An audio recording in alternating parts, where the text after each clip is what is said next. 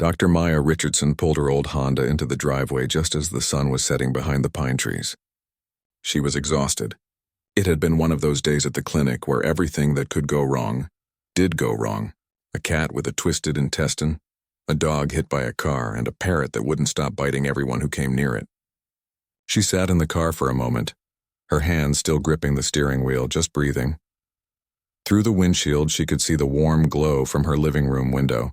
Duke would be waiting for her, probably lying by the door like he always did. That thought made her smile despite the tiredness that had settled deep in her bones. She grabbed her medical bag from the passenger seat and stepped out into the cool October evening. The neighborhood was quiet, the way it usually was this time of night. Maple Street had always been a peaceful place, at least for the 12 years she and her husband Robert had lived here. They'd bought the house together back when it was just a dream and a pile of paperwork. Robert used to joke that they'd grow old here, sitting on that porch watching the seasons change. But life had other plans. 3 years had passed since the accident. 3 years since a drunk driver ran a red light and took Robert away from her in an instant. Some days it felt like yesterday. Other days it felt like a lifetime ago. She'd thrown herself into work after that, spending long hours at the veterinary clinic she owned downtown. Animals didn't judge. They didn't offer empty platitudes or look at her with those pitying eyes. They just needed her help, and she could give them that. Duke had been her salvation during those dark months after Robert's death. She'd found him at a rural shelter about 5 years ago, back when things were still good. The shelter owner had warned her that the dog had come from a bad situation. His previous owner had used him for fighting, kept him chained in a basement, barely fed him. When Maya first saw Duke, he was skin and bones, his dark eyes filled with a wariness that broke her heart. Robert hadn't been sure about taking in such a large, traumatized dog. Duke was a cane corso, an Italian Mastiff breed that could weigh over 150 pounds when healthy. But Maya had looked into those sad eyes and known she couldn't leave him there. She'd worked with military dogs during her time in the Marines before she went to veterinary school. She understood what it took to rehabilitate a broken animal, to earn back trust that had been shattered. It took months of patient work, but Duke had slowly opened up. He'd gained weight, his coat had become shiny and healthy, and most importantly, that look of fear had faded from his eyes. He'd bonded with Maya in a way that went beyond the typical pet-owner relationship. Duke seemed to understand her grief after Robert died, staying close to her during the worst nights, resting his massive head on her lap when the tears came. Maya walked up the path to her front door, noticing that Mrs. Chen's porch light was already on next door. The elderly woman was probably watching her evening shows, the blue flicker of the television visible through her curtains. Maya made a mental note to check on her tomorrow. Mrs. Chen had been quieter than usual lately, less likely to wave from her garden or stop for a chat. As Maya's key turned in the lock, she heard Duke's deep woof from inside. Not his alert bark, just his way of saying he knew she was home. The door opened, and there he was, all 150 pounds of solid muscle and loyalty. His tail was wagging, his entire back end moving with excitement. "Hey, boy," Maya said softly, kneeling down to scratch behind his ears. Duke leaned into her, making that contented grumbling sound he always did. "Sorry I'm late. Crazy day." She fed Duke his dinner and made herself a simple meal of leftover chicken and rice. As she ate at the kitchen table, she scrolled through her phone, catching up on the neighborhood Facebook group. There were the usual posts about lost cats and recommendations for plumbers, but there were also several concerning messages she'd been seeing more frequently over the past few months. Someone had spray-painted hateful symbols on the Martinez family's fence 3 blocks over. The Johnsons, a black family who'd moved in last spring, reported having their car windows smashed twice. Mr. Patel's corner store had been vandalized with slurs across the front window. And just last week, someone had left a threatening note on the Liusa's doorstep, telling them to go back where they came from. Maya felt her stomach tighten as she read through the comments. People were scared. Some were talking about moving away. Others wanted to organize but weren't sure how. The police had been notified multiple times, but nothing seemed to be getting better. She'd noticed the group of young men who seemed to be at the center of it all. They'd started showing up around the neighborhood about 6 months ago. 5 or 6 guys in their 20s, always together, always loud. They'd taken over the old Henderson house at the end of Maple Street after Mr. Henderson passed away. His son had rented it out, probably without doing much of a background check. The ringleader was easy to spot. Tall guy, maybe 6'2", with a shaved head and tattoos creeping up his neck. He drove a loud truck and seemed to enjoy revving the engine at odd hours. His friends were cut from the same cloth, all swagger and aggression, looking for trouble. Maya had seen them around but had mostly kept her distance. She wasn't one to go looking for conflict, and she figured if she minded her own business, they'd do the same. But she'd noticed the way they looked at her the few times their paths had crossed, the way their conversations would stop when she walked by, the smirks they'd exchange. She was a 42-year-old black woman living alone in a neighborhood that was slowly changing, and not in a good way. She understood the dynamics at play. She'd faced racism before, during her military service, in veterinary school, and everyday life. It wasn't new, but it never stopped being exhausting. Duke nudged her hand with his nose, pulling her from her thoughts. She smiled and rubbed his head. "You want to go out one more time before bed, don't you?" She led him out into the backyard, standing on the porch while he did his business. The air was crisp and clean, carrying the scent of wood smoke from someone's fireplace. Stars were beginning to appear in the darkening sky. It should have been peaceful, but Maya felt an uneasiness she couldn't quite shake. Duke finished and trotted back to her side, and they went inside together. She locked the door, checked all the windows like she'd been doing more often lately, and headed upstairs. Duke followed, his nails clicking on the hardwood floors. He'd sleep at the foot of her bed like he did every night, a warm, protective presence. As Maya got ready for bed, she thought about her schedule for tomorrow. 3 surgeries in the morning, afternoon appointments, and then she was supposed to meet with a veteran who was interested in her protection dog training program. She'd started the program 2 years ago, working with dogs like Duke to train them as service and protection animals for veterans dealing with PTSD and other challenges. It was fulfilling work, combining her military background with her veterinary skills. She'd helped place 6 dogs so far, and each success story reminded her why she did what she did. Animals had saved her after Robert died. Maybe she could help them save others. She climbed into bed, Duke settling at her feet with a heavy sigh. Maya turned off the lamp and lay in the darkness, listening to the familiar sounds of her house settling, Duke's steady breathing, the distant sound of a car passing by on the main road. She didn't know that tomorrow everything would change, that the uneasy feeling in her gut was about to become reality, that the quiet life she'd been trying to rebuild was about to be shattered, and that Duke's training and loyalty would be tested in ways she'd never imagined. For now, she just closed her eyes and tried to sleep, grateful for another day survived, unaware of what was waiting just around the corner. The next evening started like any other Tuesday. Maya had finished her last appointment at the clinic around 7:30, a routine checkup for a golden retriever named Buddy.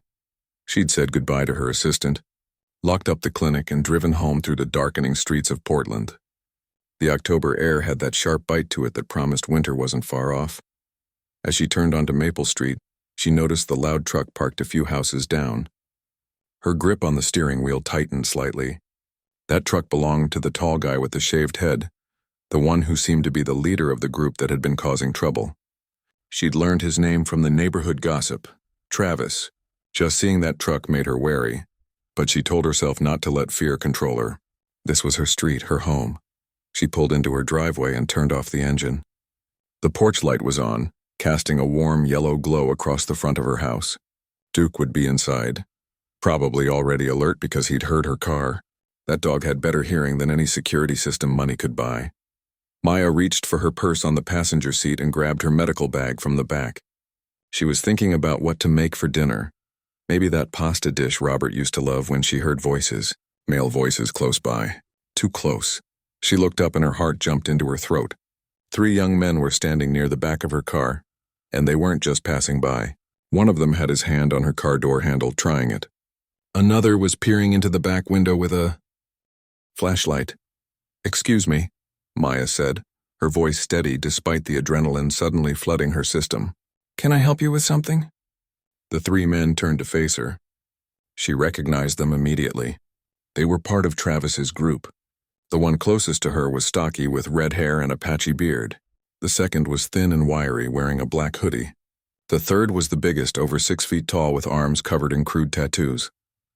Well, well, the red-haired one said, a nasty smile spreading across his face. Look who's home. Maya's military training kicked in automatically. She assessed the situation in seconds. 3 men, all younger and probably stronger than her. No neighbors visible outside. Her phone was in her purse, which she was holding, but reaching for it might escalate things.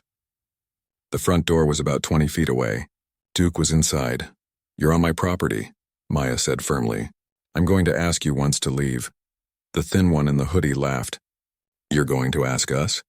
That's funny. Hey, you hear that? She's asking us. What are you doing out so late anyway? The big one said, stepping closer. Shouldn't you be inside? I mean, this neighborhood's changing, you know. Getting dangerous, especially for people like you. The way he said people like you made Maya's blood run cold. She knew exactly what he meant. She'd heard that tone before, seen those looks before. This wasn't random. This was targeted. I'm not going to tell you again, Maya said, her voice dropping lower. Leave. Now. The red-haired one walked right up to her, invading her space. He was close enough that she could smell the beer on his breath. Or what? What are you gonna do? Call the cops? You think they care about someone like you? Think they're gonna rush over here to help? Inside the house, Duke started barking. It wasn't his usual bark. It was his alert bark, the one that meant he sensed danger. The sound was deep and threatening, echoing through the quiet street. The thin one looked toward the house nervously. That's a big dog. It's just a pet, the red-haired one said dismissively, though Maya noticed he'd taken a small step back. Dogs bark. That's what they do. Now why don't you make this easy on yourself and hand over that purse? And your car keys. Nice Honda you got there. Would be a shame if something happened to it. Maya's mind was racing. She knew she should be scared, and part of her was, but another part was just angry. Angry that these men thought they could intimidate her on her own property. Angry that they'd targeted her because of the color of her skin. Angry that this kind of hatred still existed in the world. I'm not giving you anything, she said quietly. The big one moved to her other side, boxing her in between her car and the house. I don't think you understand the situation you're in, lady. There's 3 of us and 1 of you. We can take what we want. Duke's barking was getting more frantic now. Maya could hear him moving around inside, his nails scratching against the door. He knew something was wrong. Animals had instincts that humans had lost, and Duke's instincts were screaming danger. Last chance, the red-haired one said. Purse and keys now. Maya looked him straight in the eye. No, for a moment nobody moved. Then the red-haired one's hand shot out and grabbed her arm, his fingers digging in painfully. Wrong answer. Maya reacted on instinct, using a move she'd learned in the Marines to twist her arm free, but the big guy grabbed her from behind, pinning her arms. The thin one stepped forward to snatch her purse. That's when things happened fast. Inside the house, there was a tremendous crash. The sound of breaking glass exploded into the quiet street. Maya felt rather than saw Duke launch himself through the front window, shattering it completely. Glass flew everywhere, glittering in the porch light like deadly confetti. Duke hit the ground running, 150 pounds of pure protective fury. He didn't make a sound as he charged across the small front yard. The men barely had time to register what was happening before Duke was there, placing himself between Maya and the 3 men. The change in the situation was instant and dramatic. The thin one stumbled backward so fast he nearly fell. The big guy released Maya immediately, his eyes wide with shock. The red-haired one held up his hands, suddenly looking much less confident. Duke stood there, his massive body tense and ready, his lips pulled back to show teeth that looked designed for tearing. His dark eyes were locked on the 3 men, tracking every tiny movement. This wasn't the gentle dog who greeted Maya at the door every evening. This was the dog who'd been trained for protection, the dog who understood that his human was in danger. Call him off, the red-haired one said, and Maya could hear the fear in his voice now. Call off your dog. Maya didn't say anything. She just stood there, catching her breath, one hand resting on Duke's back. She could feel the tension in his muscles, coiled and ready to strike if needed. The thin one was backing toward the street. Travis is going to hear about this. You made a big mistake. Is that a threat? Maya asked calmly. It's a promise, the big guy said, though he was backing away too. You and that mutt are going to regret this, Duke growled then. A sound so deep and menacing it seemed to come from somewhere primal. It was the kind of sound that triggered every survival instinct, the kind of sound that reminded humans they weren't always at the top of the food chain. The three men turned and practically ran down the driveway. Maya watched them go, her heart still pounding. Duke stayed alert, watching them until they disappeared down the street. Only when they were completely gone did he relax slightly, turning to look up at Maya as if checking that she was okay. "Good boy," Maya whispered, her voice shaking now that the immediate danger had passed. Such a good boy. Her hands were trembling as she pulled out her phone. She needed to call the police, document this, make sure there was a record. But even as she dialed, she knew this wasn't over. The thin one's words echoed in her mind. Travis is going to hear about this. She looked down at Duke, who pressed against her leg protectively. The broken window gaped like a dark mouth behind them. Glass covered her porch. Her arm hurt where the red-haired one had grabbed her. Everything had just changed, and Maya knew it. This wasn't just a random incident. This was the beginning of something bigger, something she was going to have to face head-on. She just didn't know yet how bad it would get, or how much she'd need Duke's loyalty and training before this was all over. Maya's finger hovered over the emergency call button when she heard footsteps running back up her driveway. Her entire body tensed. Duke's head snapped up, his ears forward, body instantly alert again. But these weren't the same footsteps. These were lighter, quicker, more frantic. "Dr. Richardson, Maya." It was Mrs. Chen from next door, her small frame moving surprisingly fast for a woman in her 70s.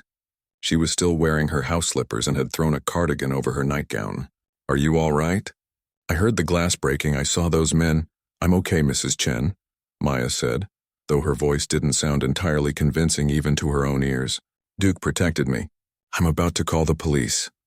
Mrs. Chen looked at the shattered window, then at Duke, then back at Maya with an expression that was equal parts relief and fear. "This is my fault. I should have said something sooner. I should have warned you." Maya lowered her phone. "Warn me about what?" The elderly woman's hands were shaking. "Those men, that Travis person and his friends. They've been terrorizing this whole street for months, not just vandalism and noise.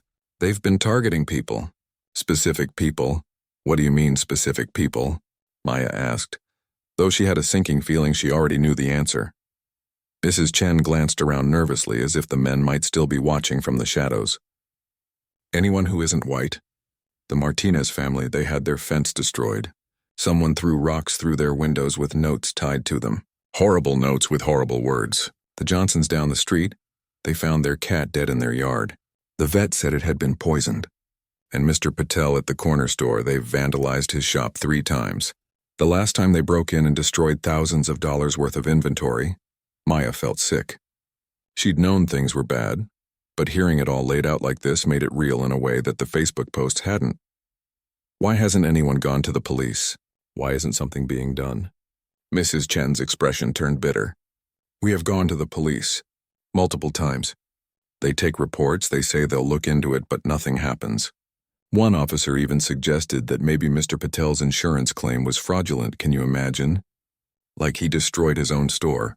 Another told the Johnsons that maybe their cat just ate something bad, that there was no way to prove it was intentional." Maya's jaw clenched. She knew that story too well. The story of complaints that went nowhere, of being told you were overreacting, of systemic indifference dressed up as procedure.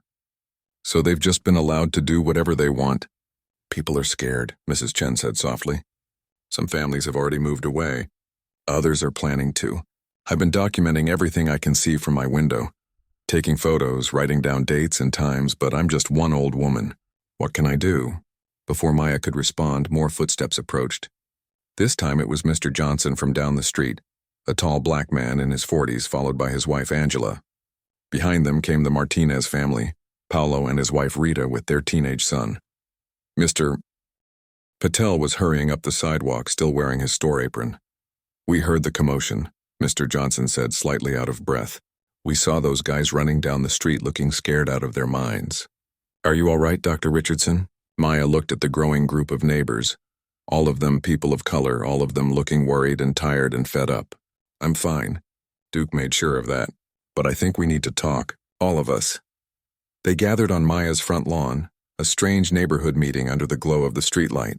Duke stayed close to Maya, his presence a comforting weight against her leg. As each person shared their story, a picture emerged that was even worse than Maya had imagined. The Martinez family had been receiving threatening letters for 3 months. Someone had slashed their tires twice. Their son had been followed home from school by members of Travis's group, shouting slurs at him. The Johnsons had not only lost their cat, but had found a burning cross in their yard 2 weeks ago.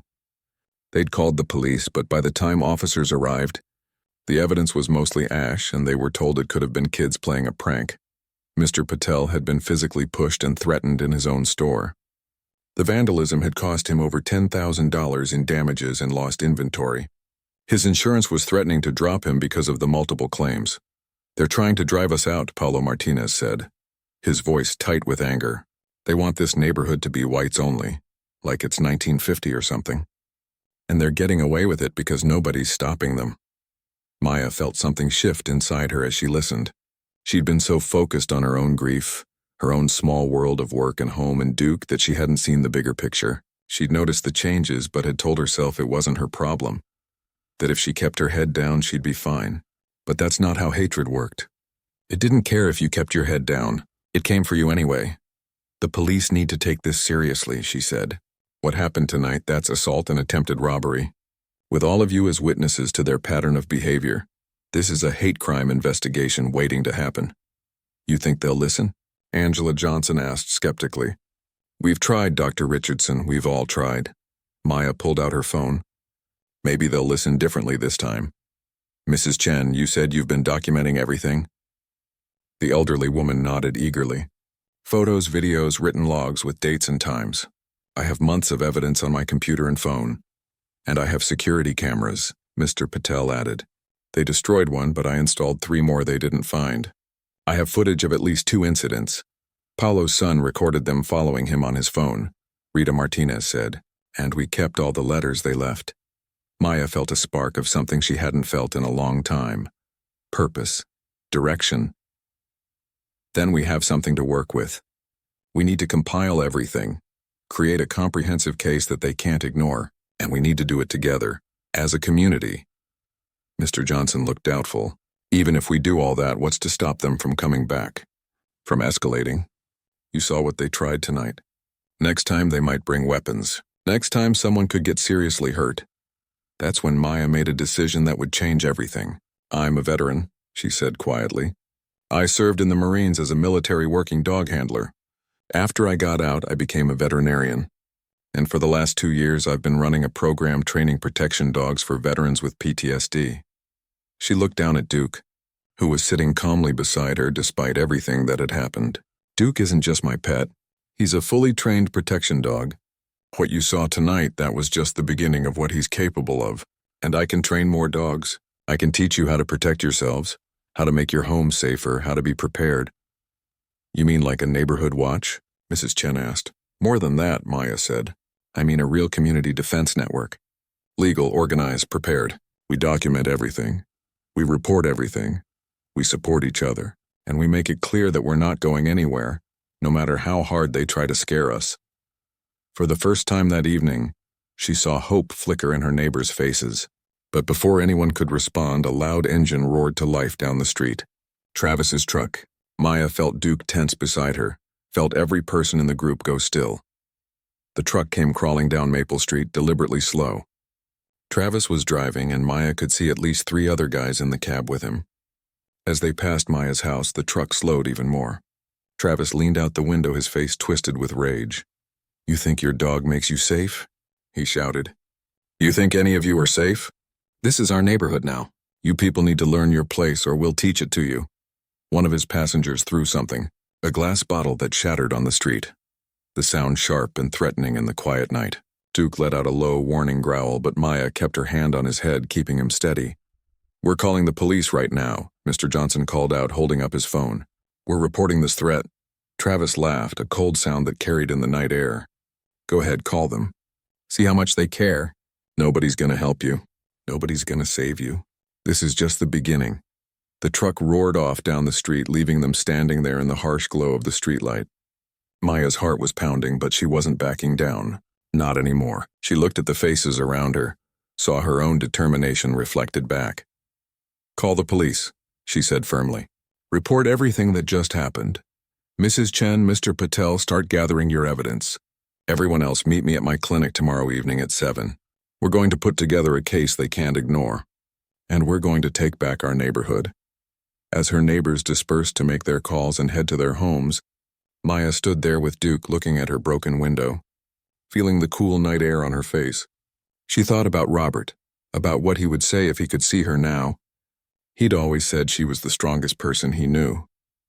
It was time to prove him right. The war for Maple Street had officially begun. The police arrived 30 minutes after Maya called, 2 officers in a patrol car with their lights off. Maya had spent that time gathering the broken glass from her porch while Duke supervised from a safe distance. Mrs. Chen had come back with her laptop, ready to show officers everything she'd documented. Mr. Patel was already uploading his security footage to a cloud drive so he could share it. The older officer, a heavy-set man with gray hair and a name tag that read Patterson, took Maya's statement while his younger partner, Officer Riley, walked around the property with a flashlight. Patterson's pen moved slowly across his notepad as Maya explained what had happened. "So you're saying 3 men attempted to rob you in your own driveway," Patterson said, his tone neutral in that way that made Maya immediately uneasy. "That's exactly what I'm saying," Maya replied. "They tried to take my purse and my car keys. One of them physically grabbed me. If my dog hadn't intervened, I don't know what would have happened." Patterson looked at Duke, who was lying on the porch watching the officers carefully. "That's a Cane Corso, right? Big dog. Aggressive breed. Some people would say dangerous." Maya felt her jaw tighten. "He's a trained protection dog. He only acted because I was being assaulted. He didn't attack anyone. He just positioned himself between me and the threat." "But your window is broken," Officer Riley said, walking back from his inspection. "The dog broke through your front window. That's pretty aggressive behavior." "He heard me in distress and reacted to protect me," Maya said, trying to keep her voice calm. "That's what he's trained to do. The aggressive behavior was from the 3 men who grabbed me on my own property." Patterson flipped a page in his notebook. "Can you describe these men?" Maya did, giving as much detail as she could remember. Red hair on one, tattoos on another, the thin one in the black hoodie. As she spoke, Mrs. Chen stepped forward. "Officers, I saw the whole thing from my window," she said. "I have photos of those men in the neighborhood from previous incidents. They're part of a group that's been harassing residents for months." Patterson looked at Mrs. Chen with an expression that Maya could only describe as tired. "Ma'am, we appreciate your concern, but we're investigating this specific incident right now." "But it's all connected," Mr. Patel said, coming up the walkway with his phone in hand. "I have video footage of the same men vandalizing my store. The tall one with red hair, he's in at least 3 of my videos. And they threatened all of us tonight," Mr. Johnson added. "Drove by and made explicit threats. That's witness intimidation." Officer Riley held up his hand. "Folks, I understand you're upset, but you need to let us do our job. We can only investigate what happened here tonight. If you have complaints about other incidents, you need to file separate reports." "We have filed separate reports," Angela Johnson said, her voice rising with frustration. "We've filed dozens of reports. Nothing ever happens. These men are targeting people of color in this neighborhood and nobody seems to care." The atmosphere was getting tense. Maya could see it in the way the officers were standing, in the defensive set of their shoulders. She'd seen it before, this wall that went up when people felt accused of not doing their jobs. "Look," Patterson said, closing his notebook. "Dr. Richardson, we'll file this report as an attempted robbery. But I have to be honest with you, without the suspects here, without more concrete evidence, there's not much we can do right now. Your dog scared them off before they actually took anything, so technically no crime was completed." Maya stared at him. "They grabbed me. They threatened me. They tried to rob me. That's assault and attempted robbery. It's your word against theirs if we can even find them based on your descriptions," Patterson said. "These things are difficult to prosecute. And regarding your dog, you might want to be careful.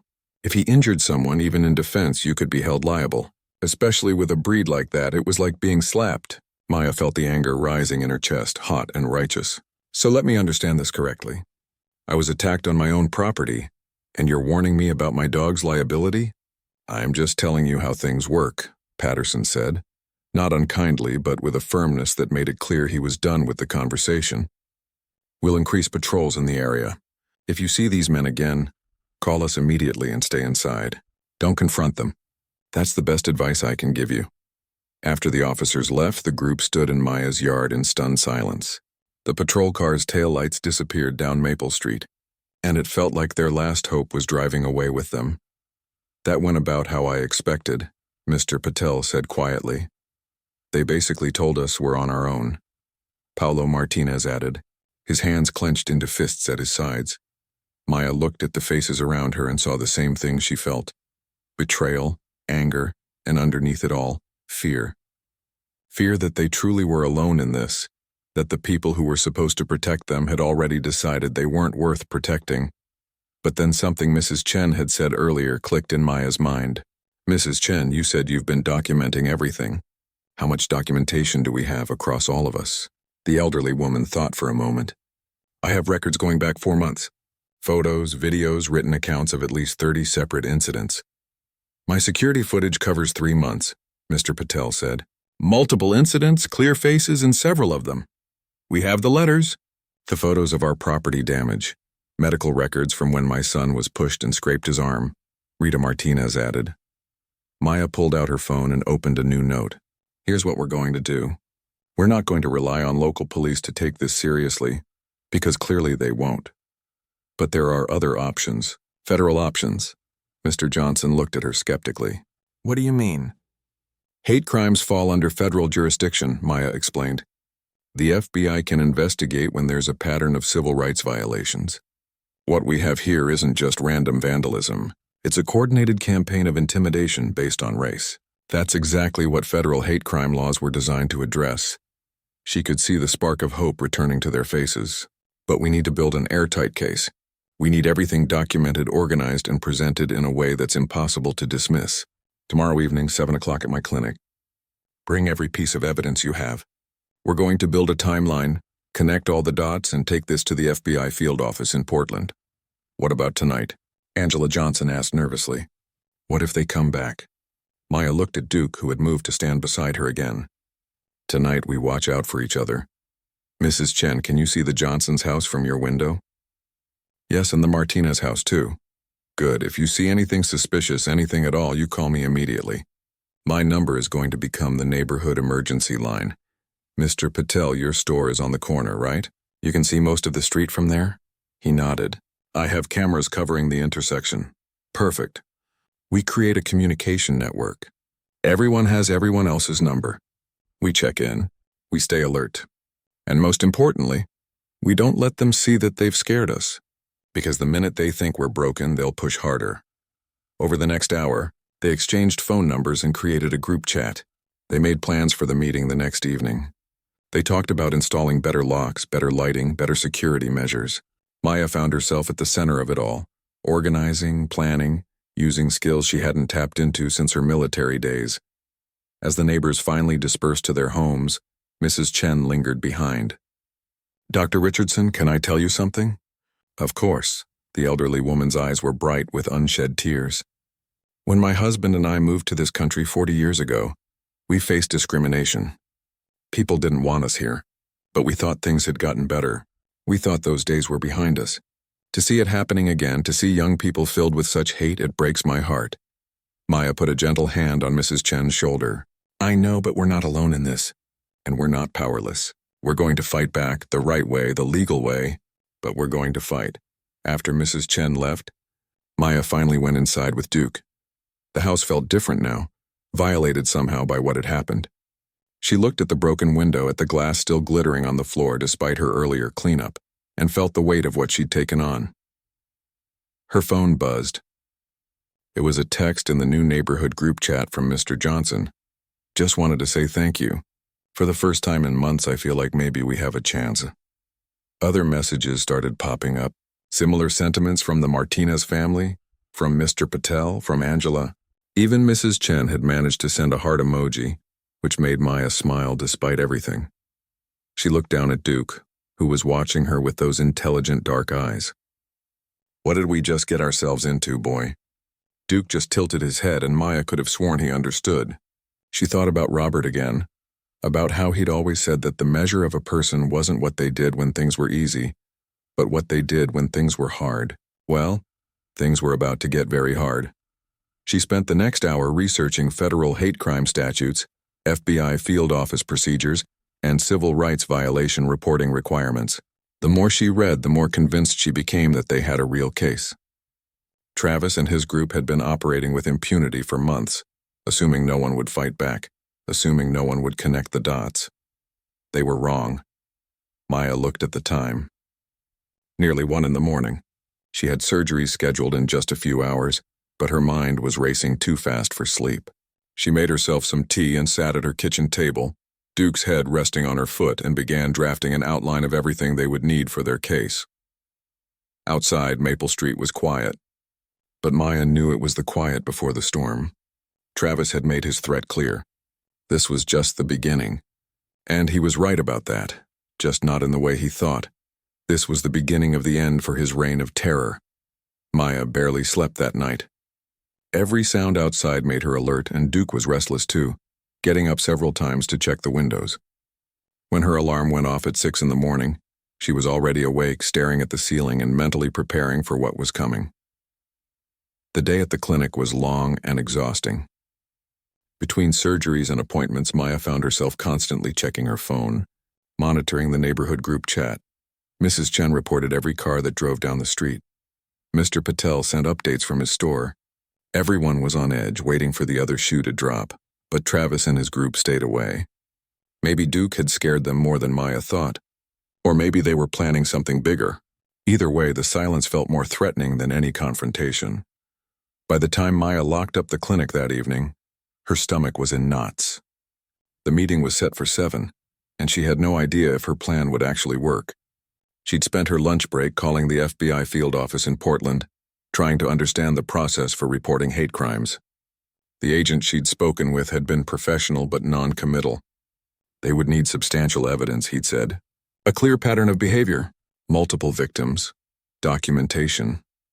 Well, they had all of that. When Maya arrived at the clinic with Duke, people were already gathering. The Johnsons pulled up in their sedan. The Martinez family came on foot, their teenage son looking nervous but determined. Mr. Patel arrived with a laptop bag slung over his shoulder. Mrs. Chen was the last to arrive, carrying what looked like several folders stuffed with papers. Maya unlocked the clinic's conference room, a space she normally used for staff meetings. It felt strange to be here after hours, using this professional space for something so personal, but it also felt right somehow. Official, serious. Thank you all for coming, Maya said once everyone was seated around the large table. Duke lay in the corner, his presence a calming reminder of why they were all here. I know everyone's scared, I am too, but we're going to do something tonight that should have been done months ago. We're going to build a case so strong that it can't be ignored. For the next 2 hours, they worked methodically through everything. Mrs. Chen's documentation was remarkable. She'd kept detailed logs with dates, times, and descriptions of every incident she'd witnessed. She had photos of the vandalism, screenshots of threatening social media posts that Travis's group had made, even license plate numbers. Mr. Patel's security footage was equally damning. The videos showed clear shots of Travis and his friends vandalizing the store, and in one particularly clear clip, Travis could be heard shouting racial slurs while spray painting the front window. The Martinez family produced a folder of letters they'd received, each one more threatening than the last.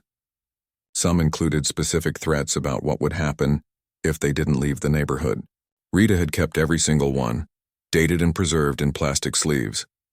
The Johnsons contributed photos of their poisoned cat, their slashed tires, and the burned cross in their yard. They also had a statement from their son about being followed and harassed on his way home from school.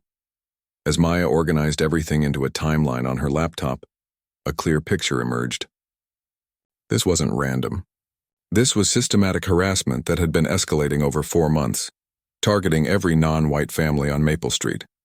The pattern was undeniable. This is a federal case, Maya said, looking at the evidence spread across the table. This is conspiracy to violate civil rights, intimidation, property destruction motivated by racial bias. The FBI is going to take this seriously. When do we take it to them? Paulo Martinez asked. Tomorrow morning, Maya said.